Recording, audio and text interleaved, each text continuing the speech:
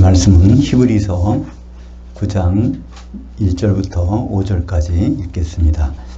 첫 언약에도 섬기는 예법과 세상에 속한 그 성소들이 있더라.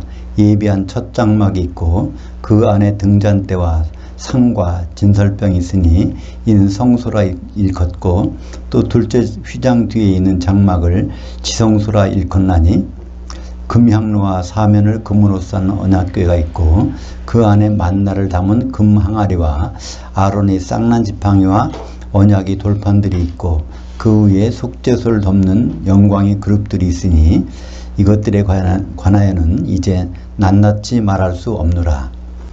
신구약 연결고리 히브리서 원전 강해, 오늘은 9장입니다. 예수님의 초림 목적과 재림 이유라는 제목으로 말씀을 나누겠습니다. 9장에는 특별히 성막의 설계도 내용이 들어있는데요. 성막 속에서 이제 성소와 지성소에 대한 부분이 있습니다. 이 부분이 그러니까 구약에 나와 있는 것과 신약에 히브리서에 나오는 부분이 한 부분이 다른 점이 있어요. 그것 때문에 구약을 잘 아는 바울이 어떻게 이렇게 틀리게 할 수가 있을까? 이건 그래서 바울이 기록자가 아닐 것이다, 이런 아주 근거가 되는 구절을 오늘 9장에서 만나볼 수 있습니다. 근데 오히려 이것 때문에 바울밖에는 쓸 수 없다는 결론이 나오게 됩니다. 그래서 성소에, 그러니까 성막 안에 성소가 있는데, 여기를 이제 성소, 여기 지성소라고 그러죠. 이게 문을 열고 들어가면 여기에 이제 번제단이 있고요. 옆에 이제 물두멍이 있죠. 그래서 보통 여기 들어가서 이 안에서 계속 하지 말고 이 성소에 좀 제발 들어가야 되는데, 성소에 누가 들어갑니까? 제사장만이 들어갈 수 있어요. 근데 여기 들어가면 여기가 떡상이 있어요. 떡상. 그리고 건너편에 이제 등대가 있죠. 그 여기에 향단이 있습니다. 향단에다가 향로를, 금향로를 올려놓고 있어요. 여기에 이제 금향로. 그래서 여기에 이제 휘장이 있는데, 휘장 바로 앞에다가 금향로를 놓는 것이 율법에 나오는 그 성막의 설계도입니다. 근데 오늘 히브리서에서는요, 그게 넘어가 있단 말이에요. 여기에 금향로가 있어. 바로 여기 법궤가 있고, 법궤가 있는데 그 앞에 여기 이제 금향로가 있어요. 그러니까 어떻게 구약에 있는 내용과 신약에 있는 내용이 틀릴 수가 있느냐? 자, 물론 이제 법궤 안에는 이제 세 가지가 들어있죠. 돌판, 10계명이 들어가는 돌판하고 만나 항아리하고 아론의 쌍난 지팡이 세 가지 들어있습니다. 모든 거 일치하는데 이 금향로 때문에 문제인 것입니다. 성막의 내용은 출애굽기 30장 1절에 보면, 너는 분향할 제단을 만들지니 곧 조각목으로 만들되 금제단을 증거궤 위 곧 속죄소 맞은편 곧 증거궤 앞에 있는 휘장 밖에 두라. 그러니까 이 법궤를 증거궤라고도 해요. 그 자리를 또 속죄소라고 하기도 하고, 그래서 이 같은 말인데, 그것을 휘장, 증거궤가 있는 휘장의 바깥에 두라고 하는 것이 이제 율법에서 나온 것입니다. 그래서 이것은 1년에 딱 한 번만 여기 들어가요. 누가 들고? 대제사장이. 그러니까 음력 7월 10일 날, 대속죄일 날 대제사장이 이제 거기다 향을 잔뜩 피워가지고 이제 지성소에 들어가는, 1년에 한 번 들어가고, 다른 때는 360, 그러니까 그 유대인 달력은 한 달은 30일, 12달로 치니까 이제 360일이라고 하겠죠. 그 중에 하루만 이제 한 애들하고 다른 때는 내놓는단 말이에요. 근데 여기는 이제 여기서 보니까 4절에 히브리서 9장 4절을 보면 그 안에 금향로와 언약궤가 있고 만나를 담은 금항아리와 아론의 쌍난 지팡이와 돌판들이 있다. 그러겠습니까? 명백히 차이가 난다는 것입니다. 근데 요한계시록에 가보면 금양루를 들고 하나님 아버지 앞에 거기에 서 있단 말이에요. 그러니까 거기 가서 보면 그게 진짜인데 이거를 기록하는 분은 거기 가서 본 내용을 다 기록하고 있는 거예요. 그죠?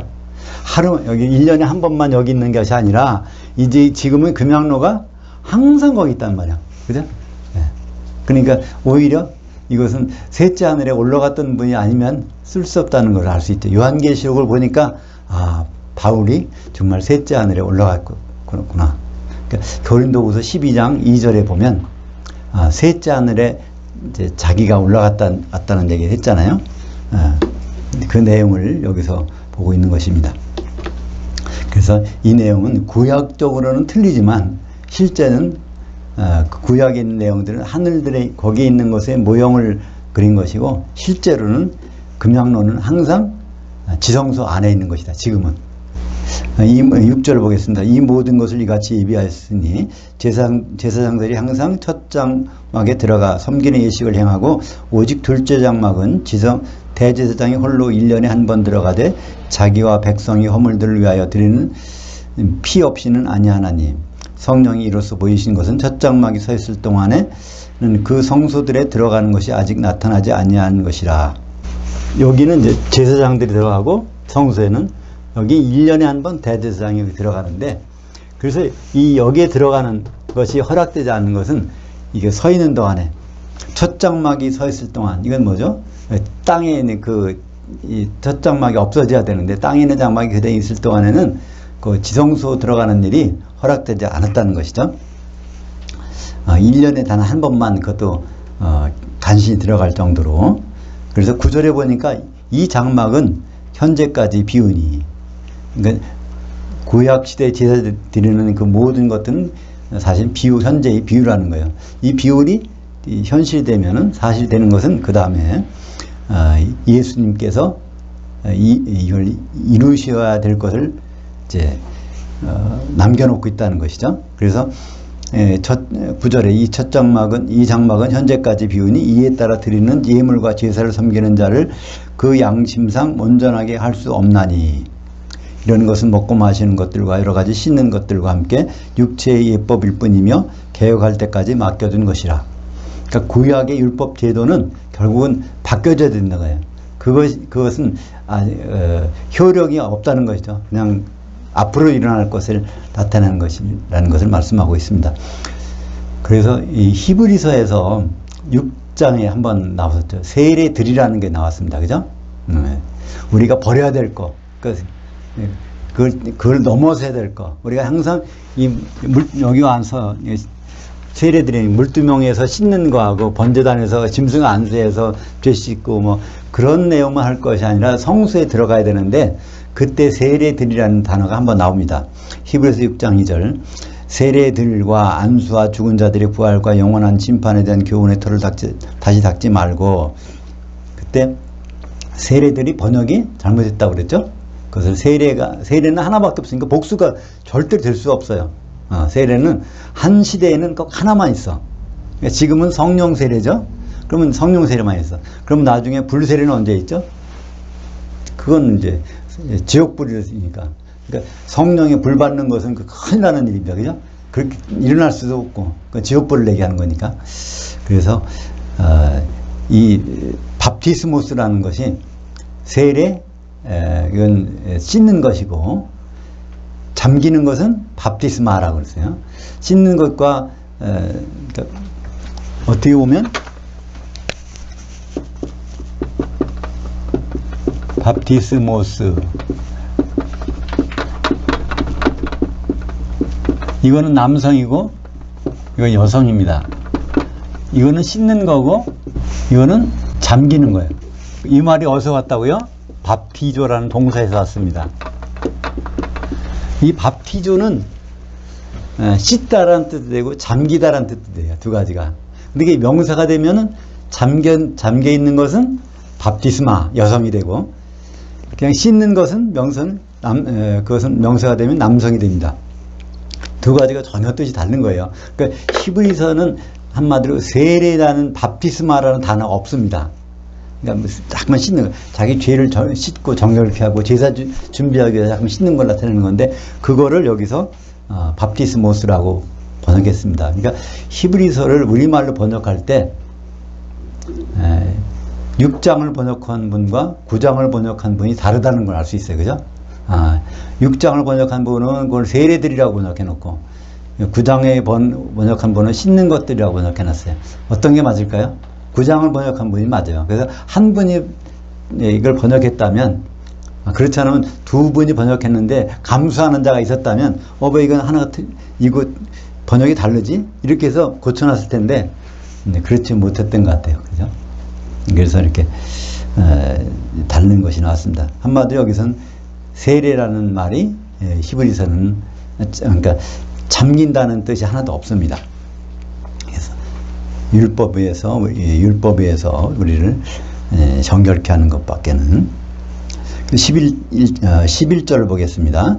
그리스도께서는 장래일에 대제사장으로 오사 손으로 짓지 아니한 것 곧 창조에 속하지 아니한 더 크고 온전한 장막으로 말미암아 염소와 송아지에 필요하지 않고 오직 자기 피로 영원한 속죄를 이루사 단번에 그 성소들에 들어가셨느니라.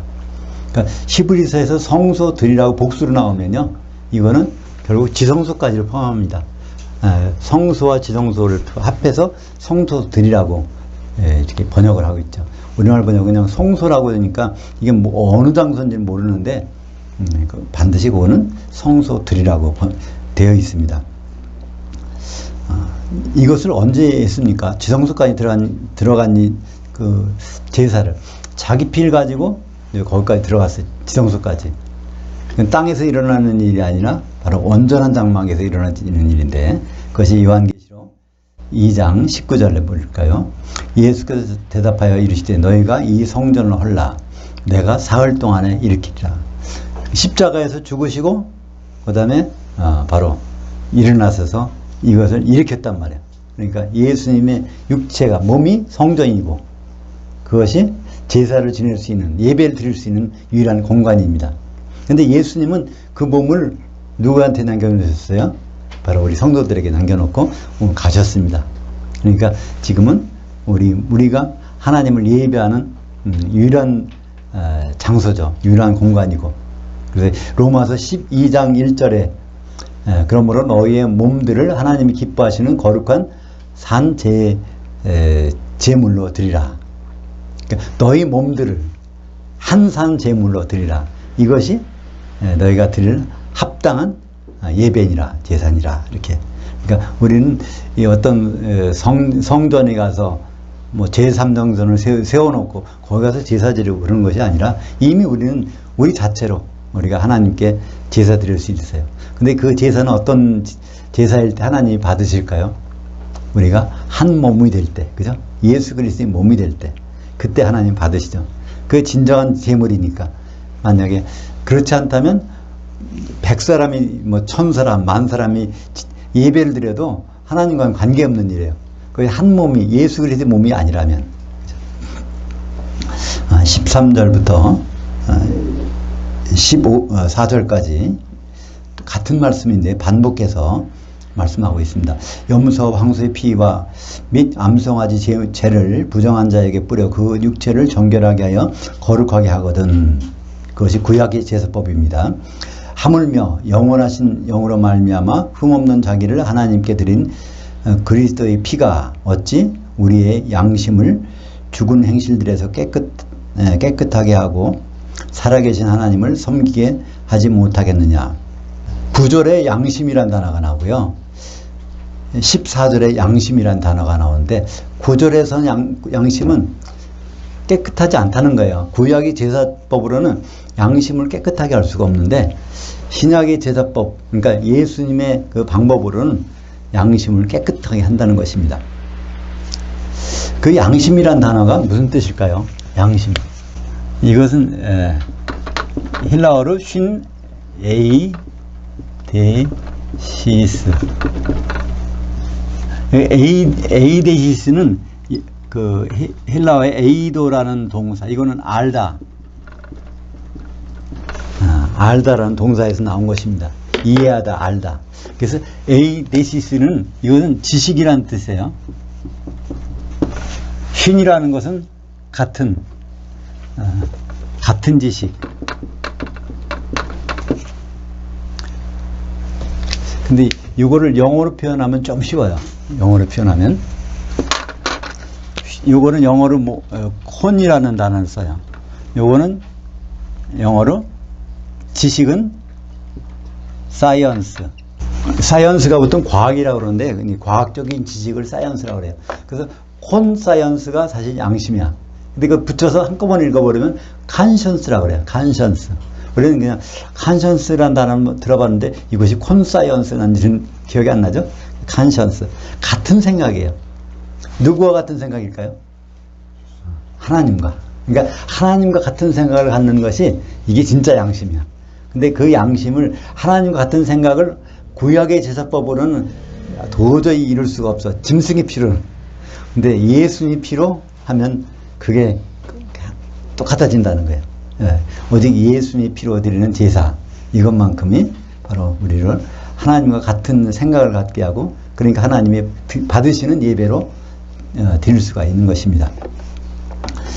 에베소서 5장 2절에 예수님이 6월절 날 십자가에 달려 들어가신 그 장면을 그 제사가 어떤 제사인지를 그 제물의 성격을 설명하고 있습니다.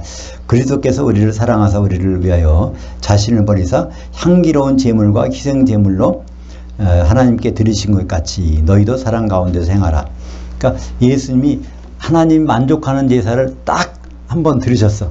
그것이 6월절 날 십자가에서 그 피를 흘려서 하나님이 향기로운 냄새를 맡으셨단 말이에요.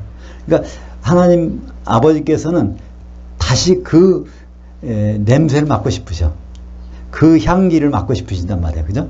다른 거를 만족을 못 하신다. 구약제사는 더구나 옛날에도 그랬지만 지금도 만족을 못 하세요. 그럼 우리가 계속 똑같은 제사를 드려야 되는데 그 방법은 우리가 예수님의 몸을 이루는 수밖에 없어요. 그죠? 하나님 그걸 기다리신단 말이에요. 그래서 그 하는 방법이 너희도 사랑 가운데서 행하라. 사랑 가운데서 행하라고 할 때 이 사랑은 어떤 사랑일까요? 아가페 사랑입니다. 그죠? 아가페 사랑은 뭐를 통해서 우리에게 전달이 될까요? 성령을 통해서 로마서 5장 5절에. 그러니까 이 사랑 가운데서 행하려면 성령이 충만해야 돼. 그 성령이 충만하면 반드시 뭐 이것이 100이건 1000이건 10,000이건 14만 4천이건 관계없이 다 하나가 되는 거예요. 한 몸이 되죠. 그죠? 성령은 뭐 하시는 분이니까? 에베소서 4장 3절에 하나 되게 하시는 분이니까. 그죠?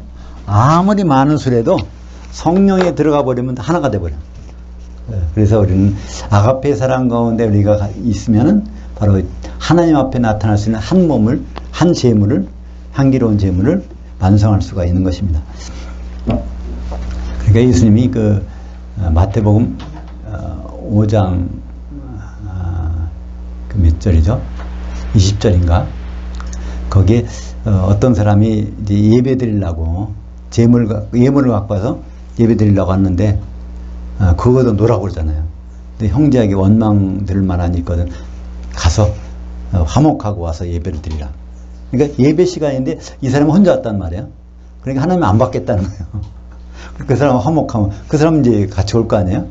그러니까 이런 너희들이 한 몸 되는 거 그것이 난 참 받고 싶은데 내가 뭐 예물 갖고 난 만족하지 않는다 이거예요. 바로 예수님의 그 말씀 속에서도 우리가 같은 것을 생각해 볼 수 있습니다.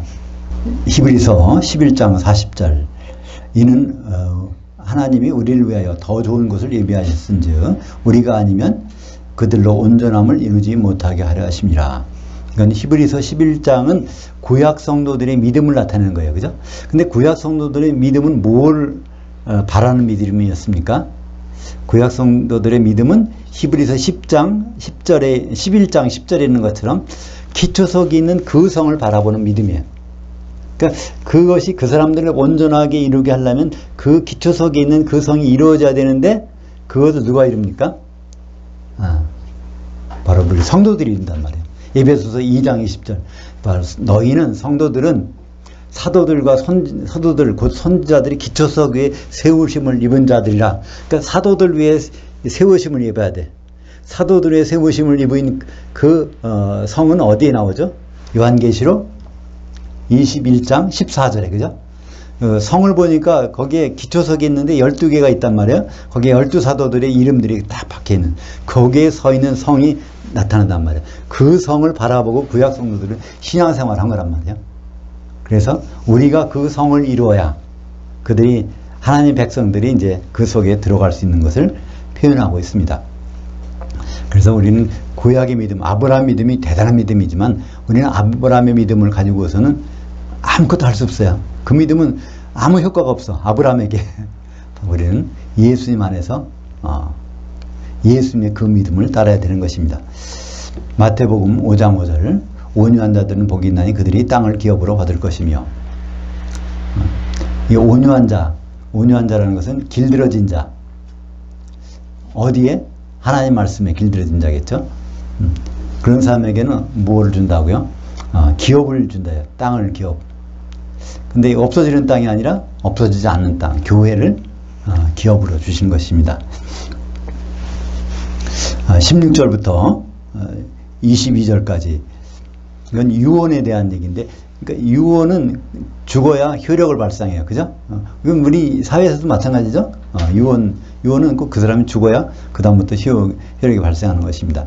하여튼, 피를 내야 되는 거예요. 그러니까 예수님도 그분이 효력이 발생되려면 죽어서 피를 흘려야 그때부터 그 효력이 발생하는데, 그것이 바로 22절 보겠습니다.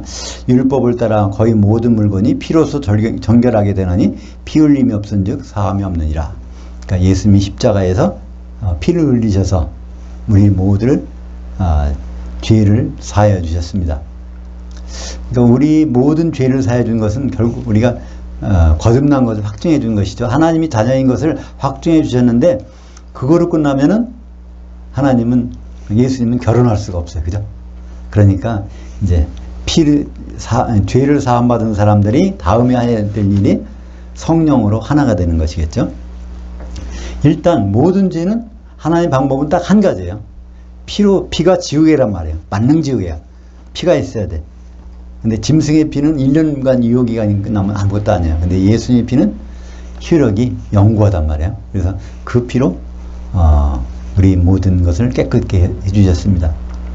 구약의 모든 말씀은 예수님을 증언한다고 되어 있죠. 이 예수님의 피, 십자가 피를 맨 먼저 증언해서 나온 것이 어디죠? 창세기 3장 21절입니다. 아담이 선악과를 먹고 죄를 범했을 때 그 죄를, 수치를 가려줄 부분이 처음에는 그들이 생각한 건 뭐였죠? 무화과나무 잎을 엮어서 가리면 될 줄 알았어. 그게 며칠 못 가, 그죠? 햇빛이 쨍쨍 찌면 그만 없어진단 말이야. 그럼 또 수치가 드러나. 근데 그걸 완전히 가리는 장면이 바로 짐승이 피를 내서 가죽 옷을 입히니까 그게 수치가 가려진단 말이야. 근데 하나님은 그걸 언제 하셨습니까? 선악과 먹었을 때 그거 안 했어요. 그죠? 아담이 뭐 했을 때? 입으로 그러니까 마음으로 믿고 입으로 시인할 때 바로 짐승에 잡아서 가죽 옷을 입혀주십니다. 창세기 3장 20절에 그 고백이 나오죠. 자기 부인 보고 네가 살았다. 그런 고백을 합니다. 그 고백이 현실적인 고백이 아니에요. 그죠? 선악과를 분명히 먹었어. 그리고 자기보다 먼저 먹었어. 그러니까 이 사람은 죽었단 말이에요. 그러니까 죽었으면 더 이상 애를 낳을 수도 없잖아요. 다 죽었는데. 근데 하나님 말씀 쭉 듣고 보니까 여인의 후손도 있다네. 그 다음에 그 여인에게 수고와 잉태를 더해주고 자녀들을 많이 낳겠다고 하고 뭐 이렇게 이런 얘기를 쭉 들어보니까 이건 뭐 분명히 살았거든. 그래서 살았다. 그것이 뭐가 된다고요? 하와라고 합니다. 하이라는 그 동사, 형용사가 동사인데 거기에서 하와 감탄사를 딱 하니까 살았다. 그 살았다는 고백이 바로 아담이 하나님을 신뢰하고 믿는 것을 입으로 고백했는 순간이에요. 그러니까 그 순간에 하나님은 그 짐승의 피를 내서 그 수치를 가려주십니다. 그것이 예수님의 십자가 사건을 미리 맨 먼저 보여준 것이라고 볼 수가 있습니다. 그래서 이 피와 죄를 없애는 것은 레위기 17장 11절에 나옵니다. 그러니까 히브리서 9장 22절 말씀은 구약성경 어디를 갖다가 이걸 설명하고 있는지를 이제 살펴볼 수가 있어요. 그러니까 히브리서의 모든 말씀은 구약성경 어디를 갖다가 이것을 예수님과 어떤 관계가 있는지를 설명해 주는 겁니다. 그것이 레위기 17장 11절입니다. 육체의 혼은 피에 있음이라 내가 그 피를 너희에게 주어 제단에 뿌려 너희의 혼들을 위하여 속죄하게 하였나니 혼에 피가 있으므로 피가 죄를 속하느니라. 우리는 영과 혼이 있어요. 그죠? 근데 혼은 쉽게 말해서 형상인데 그림자인데 혼은 다른 말로 피라고 그래요. 피. 그래서 피는 형상인데 첫 번째 피가 된 사람이 누굽니까? 피를 히브리 말로 땀이라고 그래요. 땀, 피야. 근데 첫 번째 땀이 뭐예요? 그러니까 히브리 말의 첫째 단어는 알렙입니다. 그러니까 여기다가 아땀 하면은 첫 번째 피를 가진 사람. 그래서 그러니까 우리 조상이 아니라 하나님이 창조하신 그 인간은 그래서 아담이 됐어요. 아담. 남녀가 다 아담이에요. 그죠? 근데 우리 조상 아담은 공교롭게도 발음이 비슷해. 이 흙이 뭐라고 그랬어요? 아담아. 흙에서 티끌을 모아서 빚어가지고 만들었으니까 그래서 우리 조상은 아담이에요. 똑같이. 그러니까 발음은 똑같지만 근원은 다른 겁니다. 그죠? 그래서 이 피와 혼과는 밀접한 관계. 그러니까 피가 살아있는 동안에는 그 혼이 거기에서 살아있는 거예요. 그죠? 피가 정지하면 혼은 빠져나갔다는 얘기예요. 그죠? 피와 혼은 그렇게 밀접한 관계에 있습니다. 내 혼이 내 이 속에 있나? 피가 심장에서 막 뛰고 있으면 내가 혼이 들어와 있는 거예요. 근데 내 혼이 나가버리면 정지된 거니까 혼은 내 혼이 여기 더 이상 없는 거죠. 그래서 피와 혼은 밀접한 관계에 있습니다. 혼이 한 모든 행동, 그러니까 생각하고 죄짓고 하는 모든 것은 그 피로 해결받을 수 있다는 것입니다. 그래서 피가 죄를 속하느니라. 이 동사를 카파르를 썼어요. 많이 들어봤죠? 노하우 방주를 코페르, 역청으로 바르고, 그러니까 코페르 가지고, 이 코페르는 명사입니다. 코페르는 역청, 카파르는 바르다, 역청 바르다. 그래서 노아 방주에 발려진 것이 바로 속죄의 피를 바른 것입니다. 그 안에 있으면 모든 것이 다 죄가 발견되지 않아요. 아무리 죄가 없어지는 것이 아니라 하나님 보실 수가 없어. 먼저 그 피를 보시기 때문에. 그죠? 그래서 우리가 죄를 용서함 받는 것은 우리 죄가 깨끗해지는 것이 아닙니다. 예수님의 피로 인해서 하나님께 발견되지 않는 것이죠. 23절입니다. 그러므로 하늘들에 있는 것들의 모형은 이런 것들로서 정결하게 할 필요가 있었으나 하늘들에 있는 그것들은 이런 것보다 더욱 더 좋은 제물로 할지니라.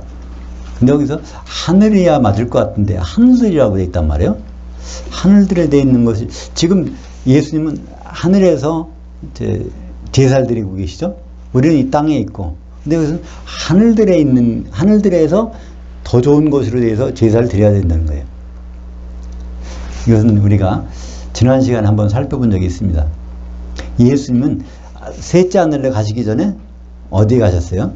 하늘들에 갔단 말이에요. 하늘들의 보좌에 가셨어. 그러니까 우리가 지금 하늘들에 있는데 여기에 보좌가 있단 말이에요. 아버지가 계신 보좌에. 거기에 먼저 가셔서 그 일들을 보여준 것이 성막이죠. 성막의 일들은. 성막은 모든 설계도는 하늘들에 있는 걸 그대로 보여준 거예요. 신의 산에서 본 것들을. 그래서 결국에 우리의 목적지는 어딜까요? 셋째 하늘이 아닙니다. 우리의 목적지는. 물론 빌라델피아 교회 같은 경우는 셋째 하늘에 올라갔다가 내오겠지만 대부분은 결국은 종점인 하늘들에 올라갑니다. 왜 그렇죠? 우리들이 주님과 만나는 곳은 셋째 하늘도 아니고 이 지상도 아닙니다. 하늘들에 있는 공중입니다. 그죠? 그래서 요한계시록에 하늘들이라는 단어가 딱 한 번 나와요. 그게 12장 12절에 나옵니다. 한번 볼까요?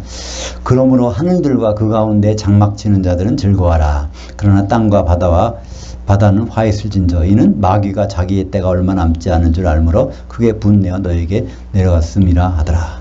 그래서 결국은 우리는 하늘들에서 이제 온전한 제사를 드리는 겁니다. 예수님도 거기서 내려오셔서, 그러니까 예수님은 대제사장이 되시고 우리는 제사장들이 되어서 1000년 동안 하나님을 찬송하고 제사를 드리는 것은 하늘들 공중에서 드리게 되고 거기에서 땅을 통치하게 될 것입니다. 24절입니다. 그리스도께서는 참것의 그림자인 손으로 만든 그 성소들에 들어가지 아니하시고, 그건 뭐죠? 그림자인 성소는 땅에 있는 겁니다. 그죠? 예수님은 이 지상에서는요, 예루살렘은 가셨어도 성전에 들어가 보신 적이 없어. 물론 유대인들이 들여보내주지 않겠지만 대제사장이 아니라고. 그러나 예수님도 거기 들어갈 필요 없어. 그건 그림자니까. 그죠? 바로 하늘들, 그리스도 참것의 그림자인 손으로 만든 그 성소들에 들어가지 아니하시고 바로 하늘에 들어가서, 지금은 이제 셋째 하늘에 올라가셨죠. 거기서 제사를 드린단 말이에요. 그러나 결국은 이제 하늘에 내려오셔서 제사를 드리고 우리와 같이 더불어 있는 것입니다. 예수님이 셋째 하늘에서 내려오실 때는 누구도 내려와요? 모든 천사 내려와요. 심지어 아버지께서도 내려와. 왜냐하면 요한계시록에 보면 아버지 전능하시지만 예수님은 항상 같은 곳에 계시니까. 그죠? 요한계시록 8장 3절입니다. 지금은 그럼 예수님은 어디 계신가? 셋째 하늘입니다. 또 다른 천사가 와서 제단 곁에서 금향로를 가지고 많은 향들을 받았으니 이는 모든 성도들의 기도들과 합하여 보좌 앞 금제단에 드리고자 함이라. 여기에 바로 우리가 처음에 살펴본 게 나온단 말이에요. 어린 양이 금향로를 들고 바로 금제단 앞에 서 있단 말이에요. 그러니까 당연히 금향로는 어디 있어야 돼요? 지성소에 들어가 있어야 된단 말이죠. 히브리서에 나온 대로 대제사장마다 해마다 25절입니다. 대제사장마다 다른 것이 필요해서 그 성소들에 들어가는 것 같이 자주 자기를 드리려고 하지 아니할지니 그러면 그가 세상을 창조한 때부터 자주 고난을 받았어야 할 것이로되 이제 자기를 단번에 제물로 드려. 예수님은 여러 번 제사를 안 드렸어요. 한 번 드렸어. 언제 드렸죠? 주 30년. 예수님의 그 인간의 나이가 33세 반 되셨을 때, 그때 그 죄를 없애하시려고 그 시대들 끝에 나타나셨느니라. 여기서 시대들이라고 돼 있어요. 그러니까 구약의 율법 시대 그 전에 족장 시대 뭐가 있죠? 그 마지막에, 그러니까 주님이 오셨을 때 그러니까 시대가 여러 개 있으니까 앞으로 시대는 이제 천년왕국 시대밖에 없어요. 그러나 과거에는 여러 시대가 있었어요. 예수님 오시기 전에도 여러 시대가 있었어. 그 시대들 마지막에 나타나셨느니라. 그것은 예수님의 초임을 얘기하는 것입니다. 재림은 더 나중에 있는 거예요. 나타나신 거니까. 그러니까 예수님의 초림은 뭐 때문에 있었다고 볼 수 있을까요? 안전한 제사 드리시려고. 그죠? 27절입니다. 한 번 죽는 것은 사람에게 정해진 것이요 그 후에는 심판이 있으리니. 그럼 심판이 있다는 얘기는 예수님이 재림하시겠다는 얘기죠. 고린도후서 5장 17절 이는 우리가 다 반드시 그리스도 심판대 앞에 나타나게 되어 선악간에 그 몸으로 행한 것을 따라 받으려 함이라. 고린도후서에서 우리라고 할 때 이때는 누구 가리킵니까? 성도들을 가리키는 거예요. 세상 사람들이 아니에요. 그러니까 예수 믿는 성도들은 다 반드시, 그러니까 예외가 없다는 거예요. 예수님 그리스도의 심판대 앞에 나타나게 되어 각각 선악간에 그 몸으로 행한 것을 따라 받으려 함이라. 요즘에 많은 그 오해가 있어요. 휴거만 되면 끝이다. 그죠? 어떻게 휴거 성도가 돼야 될까? 여기 땅에 남겨져 있으면 버림받은 거니까 휴거가 돼야 된다. 그 애써서 휴거 되려고 기도 많이 하고 뭐 성경 읽고 그런 모임도 있고 그렇습니다. 근데 애쓸 필요가 없어요. 우리는 가기 싫어도 천사가 데리고 와서 다 거기까지 데리고 가는 거예요. 왜냐하면 심판을 받아야 되니까. 근데 심판은 좋은 일도 있고 나쁜 일도 있어. 선한 일에 대한 것도 심판받고 악한 일에 대한 것도 심판받는단 말이에요. 근데 선과 악의 개념은 도덕적이 아니라고 그랬죠. 하나님의 선과 하나님의 악입니다. 하나님이 좋아하시는 것은 뭐죠? 예수님의 결혼식. 하나님이 싫어하시는 것은 예수님의 결혼식을 방해하는 거예요. 그래서 그 어떤 일에 우리가 성도가 교회 생활을 하면서 신앙생활을 하면서 예수님의 결혼식을 호응했느냐, 예수님과 결혼식과 관계없는 일을 했느냐에 따라서 선악이 달라지는 것입니다. 28절입니다. 이와 같이 그리스도도 많은 사람의 죄들을 담당하시려고 단번에 들이신 바 되셨고, 반복하는 거예요. 위에 있는 내용을. 그러니까 예수님이 초림 때 무슨 일을 하셨고 재림 때는 무슨 일을 하시러 오실 것이다. 이걸 이제 설명하고 있습니다. 구원에 이르게 하기 위하여. 이 구원은 어떤 구원일까요? 혼의 구원이겠죠? 그러니까 죄를 다 없앴어요. 영이 하나님과 교통하는 관계가 됐단 말이에요. 근데 두 번째 오실 때는 혼의 구원을 이루어 주시려고 오신다. 그러니까 혼의 구원은 아직은 혼의 구원이 끝난 사람이 없어요. 인격 수양을 잘하고 신앙생활을 아무리 잘해도 혼의 구원을 이룬 사람은 아무도 없어요. 왜 없냐면 예수님이 오셔서 이루어 주셔야 돼요. 그래서 혼의 구원 받을 준비를 하고 있는 거예요. 예수님 오셔야 우리가 혼의 구원을 이루게 됩니다. 그러니까 예수님 오시기 전에 혼의 구원을 이룬 사람이 있다 그러면 예수님 오실 필요 없어요. 그죠? 그 사람 본받아서 다 그렇게 하면 되니까. 그러니까 절대로 불가능합니다. 그러니까 구원에 이르게 하기 위하여 죄와 상관없이, 왜 초림 때는 죄와 상관이 있게 오셨어. 초림 때는 제물로 오셨으니까. 마태복음 20장 28절에 인자가 온 것은 많은 사람들에서 대속물로 오셨다고 그랬어요. 목적이 피를 흘리러 오셨어요. 초림 때 목적은. 근데 두 번째 오실 때는 죄와 상관이 없이 오세요. 죄에 대한 건 한 번으로 부족하니까. 두 번째는 뭐로 오십니까?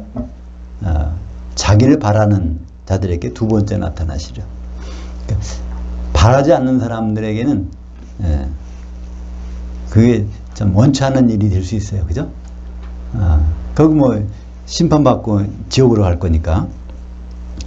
예수님을 신랑으로 기다리는 사람들만이 그러한 원하는, 하나님 예수님 원하는 자리에 들어갈 수 있을 것입니다. 그래서 두 번째 나타나시리라. 그러니까 예수님이 한 번 분명히 오셨다는 것을 확증하잖아요. 그리고 앞으로 다시 오신다는 사실을 확증하고 있습니다. 근데 여기에 바라는 이라는 단어가 좀 독특한 단어 썼어요. 히브리어에서. 히브리어, 헬라어로 아페크 데코마이라는 단어를 썼어요. 그걸 우리말로 번역하면 학수고대. 두루미 학자 저게 너무 얼마나 기다리는지 목을 쭉 빼고 언제 오시려나 하고 그런 기다리는 사람에게 예수님 오시고 싶다는 거예요. 여러분들 예수님을 그렇게 그 신랑으로 맞이하고 싶으시다면 학수고대 하셔야 됩니다. 예수님을 간절히 기다리는 뭐가 있어야 돼요. 예수님 지금 오시면 좀 귀찮아, 곤란해. 이런 사람은 참 곤란하죠. 그죠? 예수님을 학수고대하는, 아페크데코마이라는 건, 앞에라는 것은, 아포라는, 떼어놓다는 얘기예요. 목을 얼마나 기다렸길래 목이 떨어져 나간 거예요. 그렇게 학수고대하는 그 사람한테 예수님이 오신다는 거예요. 왜 그럴까요? 남편을 기다리듯이, 그렇게. 그 아페코데코마이라는 단어를 또 한 번 나온 데가 있습니다. 이것이 빌립보서 3장 20절입니다. 그러나 우리의 생활도성은 하늘들에 있는지라 거기로부터 구원자 곧 예수 그리스도를 기다리노니 그는 만물을 자기에게 복종케 하실 수 있는 자의 역사로 우리의 낮은 몸을 자기의 영광의 그 몸과 같이 형체와 같이 변하게 하시리라. 이 말을 그냥 우리말 번역대로 보면 이게 무슨 얘기인지 잘 이해가 안 가요. 한마디로 이렇게 돼 있잖아요. 우리의 시민권은 하늘에 있는지라 이렇게 번역되어 있어요. 그러니까 이렇게 보면 내가 여기 있지만 내 시민권은 하늘에 있나 봐. 그냥 그렇게 막연히 생각합니다. 근데 여기 그런 단어가 아니에요. 그죠? 여기 하늘들이라는 단어고 여기 시민권이라는 단어는 없어요. 여기서 폴리튜마라는 단어인데 폴리스라는 건 어떤 도시를 얘기하고 튜마라는 공동체를 얘기해요. 공동체. 그래서 도시 공동체에 있다는 거예요. 우리는 어떤 도시 공동체에 있습니까? 교회라고 하는 도시 공동체에 있어요. 여기에. 근데 그 교회가 어디 있어요? 하늘들에 있어. 우리는 하늘들에 있는 그 교회, 도시 공동체에서 목을 빼고 주님이 오시기를 기다리고 있는데 그가 오시면 우리를 변하게 해주신다는 거예요. 우리가 어떤 몸은 수준이 낮은 몸인데 아직 결혼할 수준까지 못 가는 몸인데 우리를 결혼할 수 있는 그분과 결혼할 수 있는 동등한 몸으로 그래서 변화시켜서 마지막으로 결혼까지 해주신다는 것입니다. 그러니까 우리가 주님의 구원, 혼의 구원까지 영의 구원 받았으니까 어떻게 열심히 노력해서 혼의 구원까지 노력해 봐야지. 이거는 잘못된 생각이에요. 우리가 할 수 있는 것은 아무것도 없어. 우리가 준비만 해놓으면 그분이 해주신단 말이에요. 여기 보니까 그가 변하게 하시리라.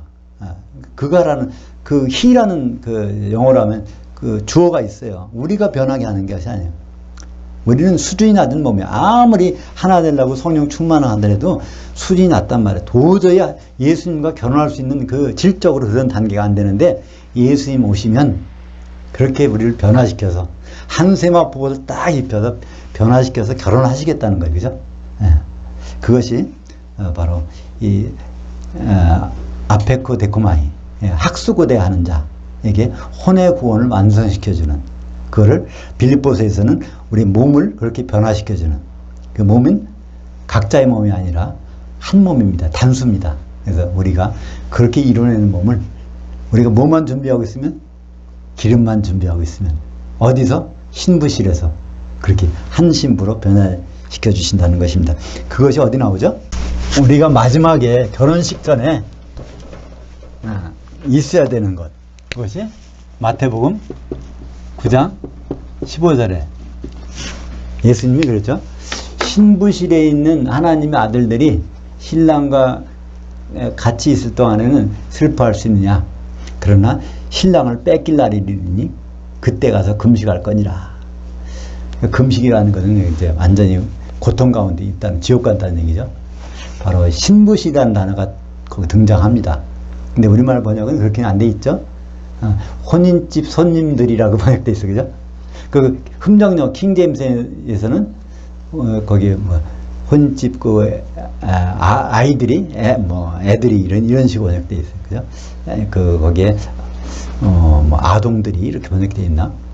근데 거기서는 원래는 휘오스라는 단어 씁니다. 하나님의 아들들이 그 신부실에 들어가 있게 되는데 거기에서 신랑을 뺏길 사람이 있다는 거예요. 누가 뺏길까요? 기름을 준비하지 않은 사람들. 왜 뺏기죠? 하나 될 수 없으니까. 그 기름을 준비하고 있는 사람들은 그것으로 한 몸 되니까 당연히 한 신부가 돼서 거기서 결혼식이 이루어지는 것입니다. 그것이 마태복음 25장 1절 보겠습니다.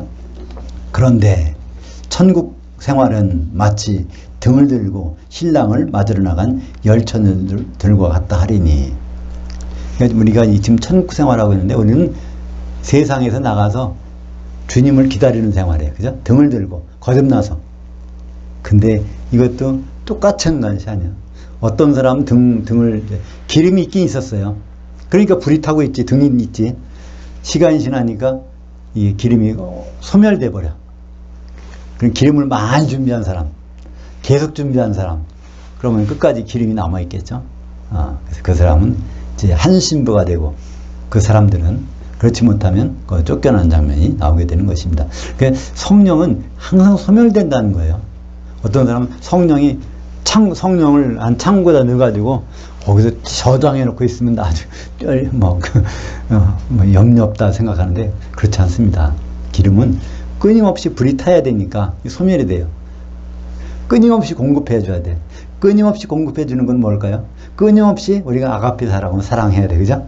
그 가운데서 성령이 끊임없이. 그러니까 죽을 때까지 우리는 그런 서로 사랑하는 세 계명을 지키는 가운데 우리는 기름을 준비하고 죽을 수 있습니다. 중간에 그걸 끝이면은 이게 소멸이 돼버려요. 그러니까 데살로니가전서 5장 어디 있죠? 19절에 그죠? 성령을 소멸하지 말고 성령은 소멸될 수가 있단 말이에요. 그러니까 데살로니가 교회는 성령이 충만한 교회였어. 근데 언제라도 소멸될 수가 있으니까 소멸하지 말라는 것이. 예, 그렇죠? 그런 교회는 소멸하지 않는 교회. 항상 주님과 함께 있을 것입니다. 그것을 마카리오스의 복이라고 성경은 말하고 있습니다. 기도하겠습니다. 하나님 아버지 감사합니다. 오늘 히브리서 9장을 통해서 예수님이 왜 초림하셨는지, 예수님은 왜 재림하실 것인지 그 이유를 분명히 알아봤습니다. 초림하셔서 그 피로 영원한 제사를 드리시고 이제 재림하실 때는 우리와 합하교회에서 오시는데 우리가 한 몸이 될 수 있도록 성령을 소멸하지 않고 끝까지 충만한 상태에 이르게 우리를 준비시켜 주시옵소서.